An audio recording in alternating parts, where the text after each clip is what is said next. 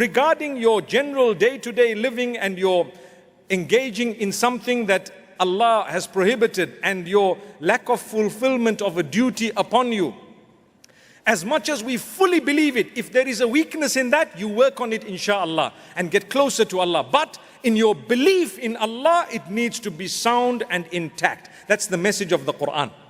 That's the message of the Quran. My belief is intact. I'm a Muslim. I have a weakness or two. I'm working on it. I'm going to quit these habits, because ultimately, when I meet the Prophet Muhammad, peace be upon him, on the day of judgment, may Allah make it happen, I will be so happy and so proud to be one of his followers that he can pick up and recognize. Recognize. And how would he recognize us? When we make wudu 5 times a day, we pray and so on. Allah will give him the recognition. This one is from me, my ummah. He says, I'll recognize you by the shining of the places that you washed so many times when you were making wudu, or what they call the ablution. May Allah Almighty grant us VIP status on the day of judgment. So my brothers and sisters, I want to encourage you. I want to encourage you that if you're working on your weaknesses, you're doing good. Work hard. Don't give up. Don't let anyone's comments make you give up. Never. In fact, they should make you go further.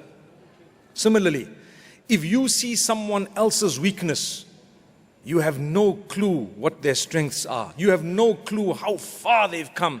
I'm not trying to justify wrongdoing, but I am saying go easy on people, because your word of discouragement could actually cause more damage than a quick word of acknowledgement. Didn't I tell you moments ago, when you see someone come forth and struggle with something, you have to acknowledge the struggle and you have to pat them on the back in order to let them feel that they're doing the right thing, and they are. But because they still have a bit of that which they need to improve, you can throw in a word to say, inshallah, a little more and we're going to get there. Today, we're living in an age of belittlement. People enjoy sitting online on their phones. Pick up the phone and you know what? Belittlement.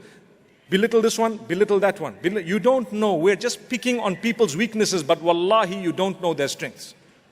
And as a result, we end up discouraging each other. May Allah subhanahu wa ta'ala strengthen us through the Quran.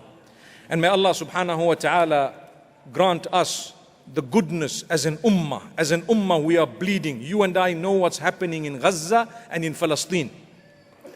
And it would be wrong for us not to make a dua for them. Oh Allah, grant them victory.